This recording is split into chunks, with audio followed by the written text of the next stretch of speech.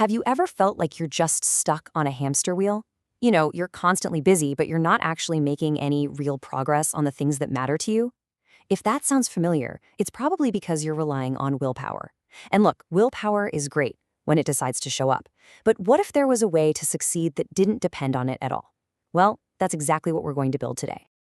The whole game changes when we stop trying to push a giant boulder up a hill every single day, and instead, we build a machine to move it for us. That, right there, is the difference between relying on willpower and building a system. A system is just a set of automated processes that works for you, especially on the days you really don't feel like doing anything. It's all about making motivation irrelevant, because we all know that stuff comes and goes.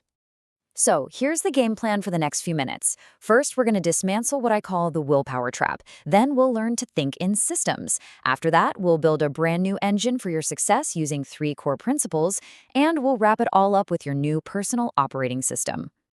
All right, first up, let's talk about a place we have all been, the willpower trap.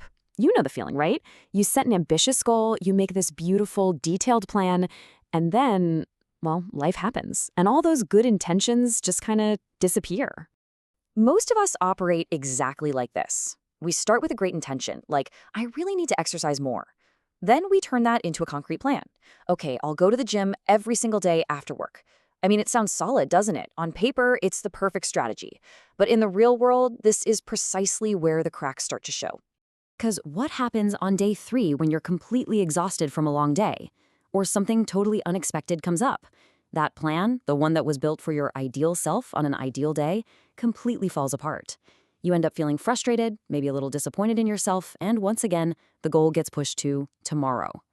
That feeling, right there, that is the willpower trap. But there has to be a better way, right? Well, there is. This is where we make the big shift to thinking in systems. It's a total change in how we approach our goals. We're moving from brute force to smart design. So what does thinking in systems actually mean? Think of it like this. Instead of trying to force a river to flow where you want it every single day, you dig a channel where the water can just flow naturally. You're making success the path of least resistance, so you don't have to constantly fight yourself to do the things you already know you should be doing. Okay, so how do we actually build one of these systems? Well, it all starts with our first principle. Think holistically. And this one is a little counterintuitive because it means you need to proactively expect your plan to fail. Seriously. This means you've got to zoom out and look at your entire life, not just this one isolated goal. And you have to be brutally honest. List every single reason your plans have failed in the past. Were you tired? Were you feeling lazy? Did other things get in the way? Your job here is to map out every potential roadblock. Think of it as creating a blueprint of your own weaknesses so you can design a system strong enough to handle them. And this leads us to maybe the most critical principle of them all: design for repeatability. The real test for your system isn't whether it works on your best day. It's whether it works on your worst day.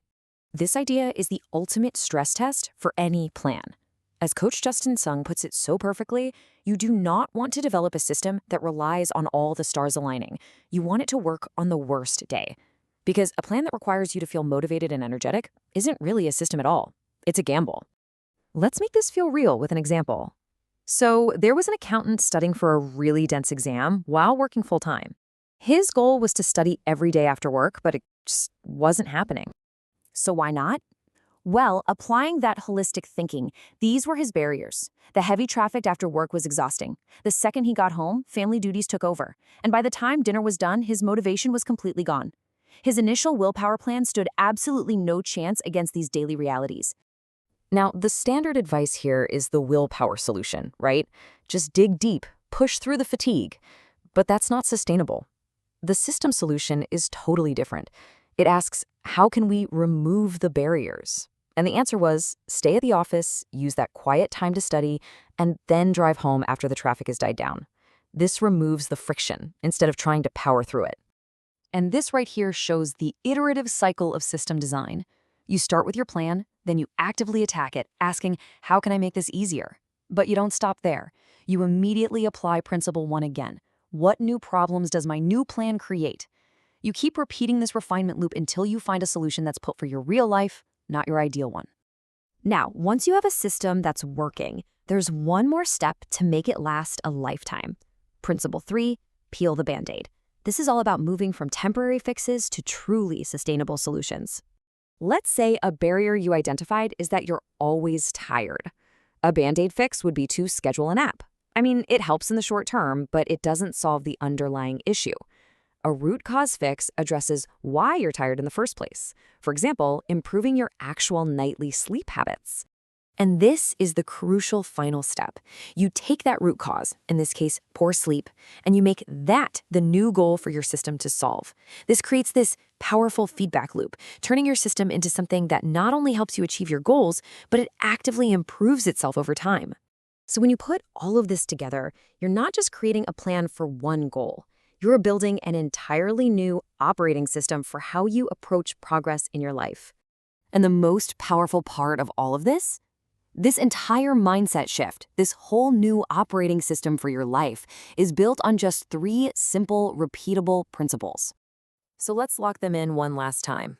Number 1, you have to think holistically. Become a realist who plans for failure. Number 2, design for repeatability. Build for your worst day, not your best. And finally, number 3, peel the Band-Aid. Focus on solving root causes instead of just patching up the symptoms. And remember, this is not about working harder or having more discipline. It's about redirecting the same amount of effort in a much, much smarter way. You're no longer fighting reality. You're designing a system that works with it. So I'll leave you with this. What could you truly achieve if willpower was no longer a requirement for your success?